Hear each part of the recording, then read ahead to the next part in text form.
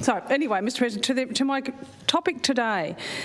Mr President, if you had told me a few months ago that a cheerleading team from northwest Tasmania would be competing on a world stage in the United States and be crowned division champions, I would have not believed you. But that is exactly what happened. In May this year, the Wynyard Wildcatz, with a Z on the end, travelled to Orlando, Florida, to participate in an international competition with the aim of just having fun and enjoying the experience, not expecting to come home as winners, but they did just that. Mr President, the Wynyard Gymnastics Club is the home of the Wynyard cheerleading squad, the Wildcats, and the Vice President of the club, Tiffany Gregory, explained that cheer, in inverted commas as it is known, was introduced to gymnastics because it was seen as a way of being an accessible and inclusive activity for kids of all ages and abilities. She described the cheerleading program as fun, fast, energetic and catering for children of all abilities. There is an opportunity to learn choreographed routine, including stunts, jumps, tumbling and dance, to perform at statewide competitions. Within cheer, there are various age groups. There's mini cubs cheer, children between 5 and 9 years of age, youth pounce cheer, children aged between 7 and 12, junior JAGZ cheer, children aged between 8 and 15. Recreational cheer is a non-competitive squad for children aged 5 years and over who wish to cheer without necessarily going on to take part in competitions. So, Mr President, the Wildcats won the youth division at the Tasmanian Championship in Kingston in August last year, which enabled them to qualify for the Nfinity Finals cheerleading event, which is held annually in Orlando, Florida.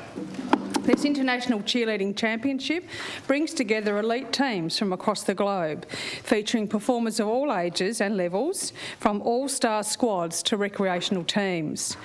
At first, after the Wildcats State Championship win, it seemed it would be impossible for the team to take up this opportunity. Getting from Tasmania to Florida is no small feat, and it certainly isn't cheap. But that's where the magic of the story happens.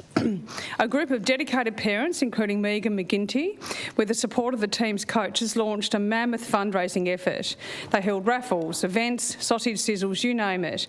They filled in their weekends doing everything they could to raise funds for the trip, from a Taylor Swift disco and a colour run to selling show bags and braiding hair at the Wynyard show.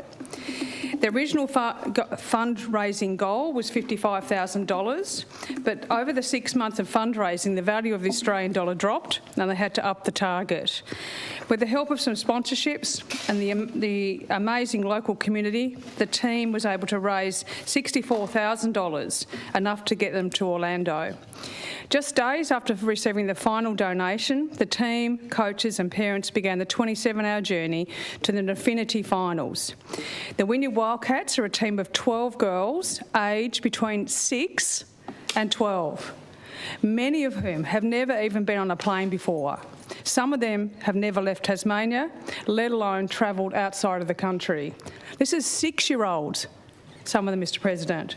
Once at the competition, they were met by a spectacle unlike anything they'd experienced in Tasmania.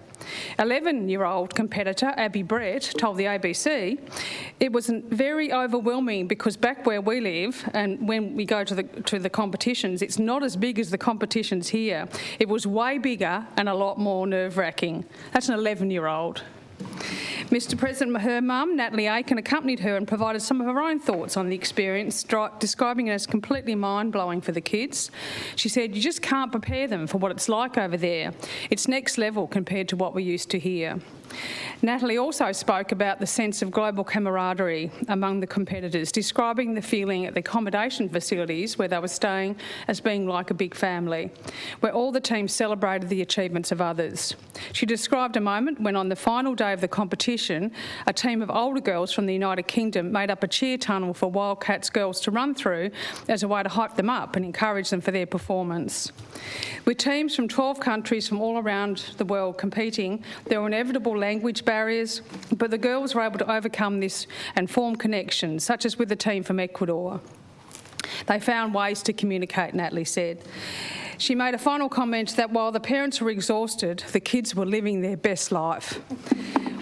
On day one of the 2-day competition, the girls hit 0.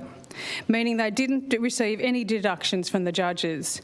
They bettered their score on the second day, receiving a superior score from the judges, the highest score awarded in cheerleading. The team ultimately took out the youth novice division. This success story not only highlights the team's dedication and talent, but also underscores the community support and the potential for cheerleading to gain greater recognition in Tasmania. While cheerleading began as a prelude act to other sport matches, particularly in American high school football, it now stands in its own right as a competitive team performance sport.